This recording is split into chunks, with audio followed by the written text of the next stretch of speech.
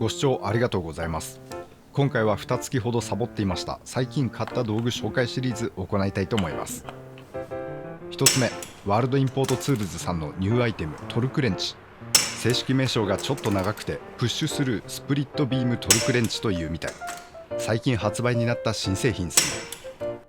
物自体は他メーカーから出ていたのも見たことのあるタイプ。ただ国内では軽量法の兼ね合いか販売されているのは見たことがなかった製品です。使い終わっても設定を戻す必要のないトルクレンチです。板バネ式なんて言われるタイプ。スタビレ性が有名ですが、最近は為替の影響で非常に高価になりました。こちらは比べてリーズナブルな価格設定となっています。全長は 590mm、 重量が 1670g、 トルクのレンジは40から200ニュートンまで。コンペのスタビレ同レンジと比べてみると長くて重くなってます。トルクはかけやすいですが、扱いやすさ、取り回しの良さは一歩劣る感じ。トルクの設定はハンドル横のダイヤルで行います。カバーをバチンと開いたらダイヤルをくるくる回して設定。完了したらカバーを戻すだけの簡単操作となってます。カバーを戻すとダイヤルはロックされ回らなくなる仕組み。メモリは5ニュートン刻みです。1ニュートン単位できっちり設定したいなんかはちょっと苦手な感じ。設定ダイヤルはニュートンメートルのみ。その下にはフィートポンドへの換算表が備わります。ダイヤルはぐるぐる回せますので設定スピードは速いっすね。40ニュートンから200ニュートン、レンジの下限から上限まで2秒もあれば変更が可能です。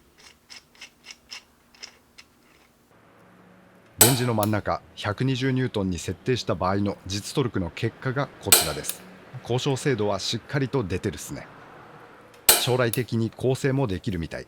この蓋外してやるって感じでしょうか。販売店にお願いをすれば対応いただけるようです。ヘッドのアップがこちら。ドライブは1/2、ラチェットですが切り替えレバーはありません。しかし左ネジ方向に使えないわけではなくて、名前の通りドライブ部分がプッシュスルー、逆方向へ押し込むことができます。こうすると左ネジ、逆ネジのトルク管理にも使えるって具合。ギア数は32枚、ちょっと荒めっすね。ただこの図体ですから細かなところで使うことも少なそう。ホイール締めたりスイングアーム締めたりに使ってみてネガを感じたことはないっすね。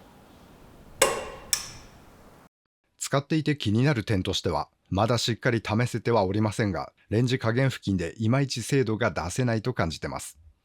設定値よりも 10% ほど低く出るのが普通という感じ。良くない時は 20% 低く出るっすね。ばらつきも大きく、また設定値に達した際のシグナルもペチンと弱々しくなってしまいます。私は60ニュートン以上の設定で使うように限定をしています。うちの個体に限っての話かもしれませんが、加減ギリで使いたい場合についてはおすすめしないっすね。この辺りをカバーするもっと小さいサイズ、レンジが10から70ニュートンくらいまでのサイズ、ラインナップの追加をぜひ期待したいです。もう一点はヘッド付近のここ、やたら角が立っていて手に刺さって痛いです。冬場はこれ怪我することもありそうなぐらいに鋭利な角となってます。これ触るときはだいたい手袋してるので個人的にはまあいいかなって感じっすけど、ここ次のロットで治ることを期待したいっすね。ワールドインポートツールズのプッシュスルースプリットビームトルクレンチ。スタビレイの4分の1程度の値段で買えるのは魅力だと感じています。使えるレンジが用途にあって使用感が気に入れば良き相棒となるでしょう。ワールドインポートさんの店頭にはデモ機とトルクチェッカーがありましたので、検討中の方は実物で確認が可能です。よく使うレンジで精度と使用感を確認してみてください。2つ目、クニペックスのダックビルプライヤー3303の160。名前の通り鳥のくちばしみたいな形をしたつかみ物です。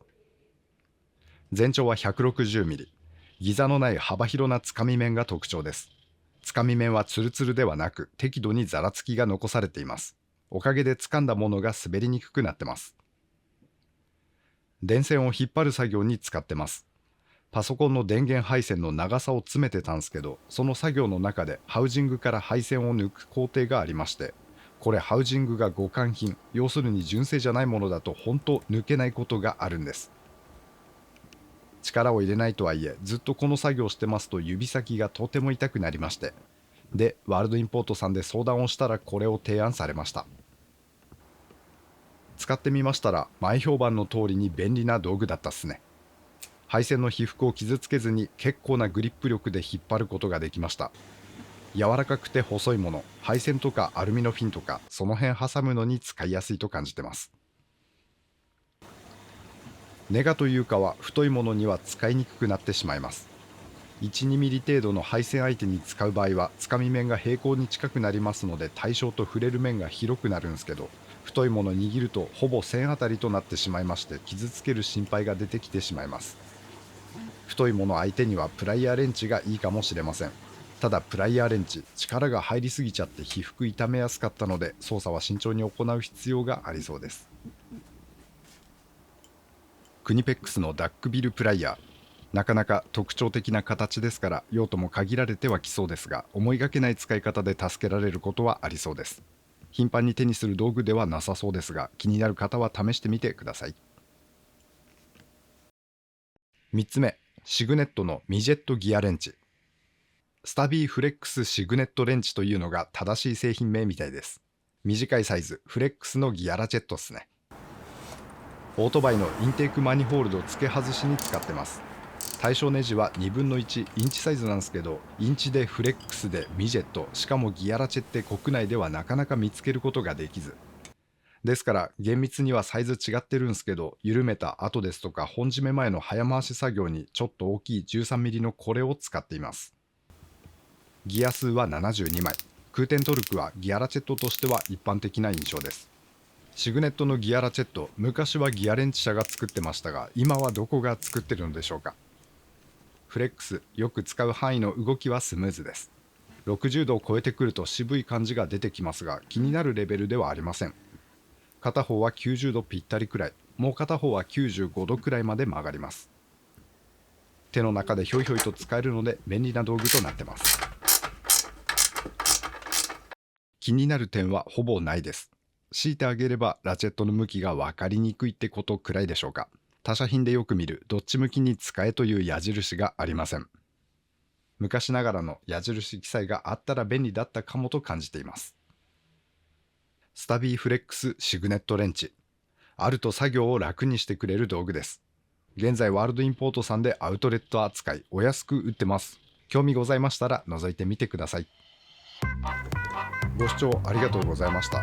当チャンネルではこんな感じに道具の紹介をしております。お時間許しましたら他の動画も覗いていってみてください。皆様には再びお会いできますことを願っております。それでは次回まで。See ya。